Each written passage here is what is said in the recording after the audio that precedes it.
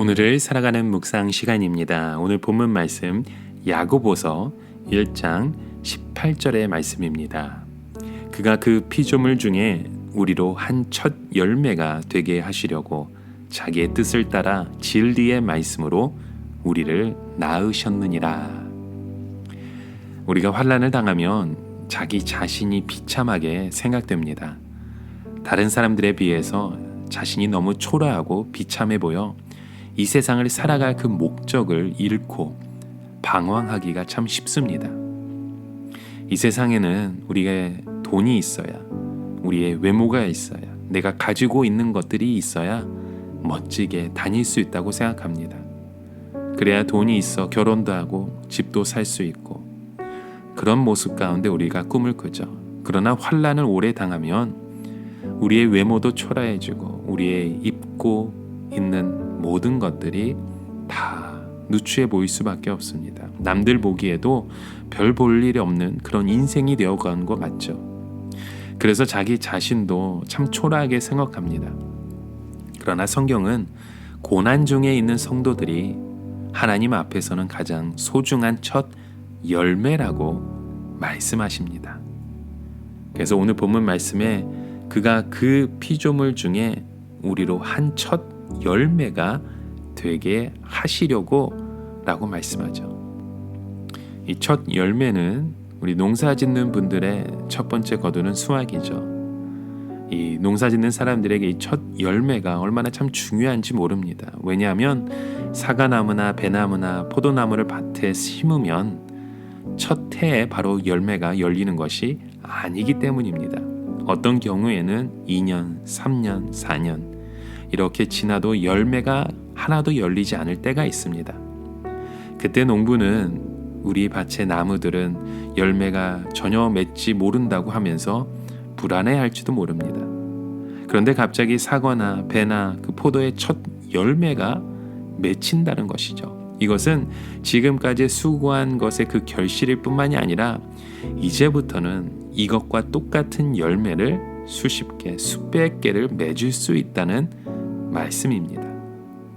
성경은 고난 중에서 말씀으로 은혜 받고 변화되는 성도들이 하나님 앞에서는 첫 열매라고 말씀하고 있습니다.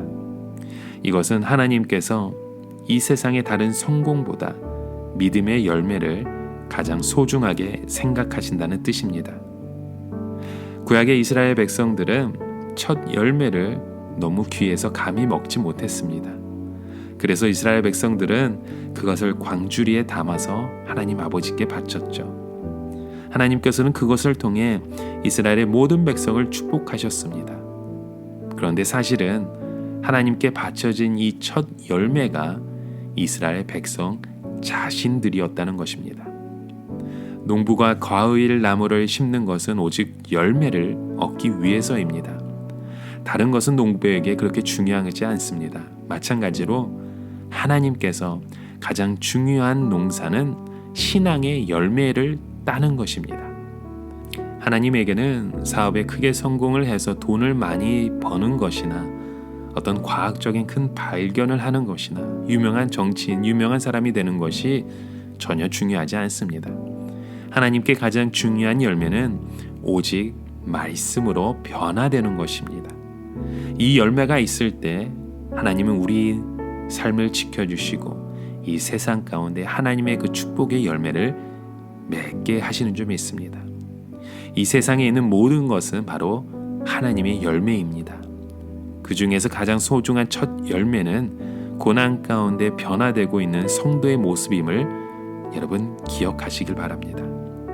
그런 우리의 모습이 있기 때문에 하나님께서는 다른 열매도 축복하시고 지켜주시는 것입니다. 무엇 때문에 우리 사회가 위기 가운데서도 이렇게 유지될 수 있습니까? 그것은 고난 중에 말씀으로 변화되는 자들이 있기 때문입니다. 그런 열매가 우리 가운데 없다면 하나님께서는 이 세상을 유지시키실 이유가 전혀 없는 것이죠. 여러분, 우리는 세상의 소금임을 기억해야 합니다. 소금이 없으면 모든 것에 맛이 나지 않습니다. 마찬가지로 세상에 신앙의 열매가 없으면 다른 것들은 모두 너무 싱거워서 맛이 나지 않게 됩니다. 우리가 이 세상을 하나님 앞에 아름답게 보이고 맛이 나게 만드는 그 존재임을 여러분 기억하십시오. 하나님은 우리를 진리의 말씀으로 낳으셨습니다. 진리의 말씀으로 낳았다는 것은 우리가 하나님의 말씀으로 존재하게 되었다는 뜻입니다.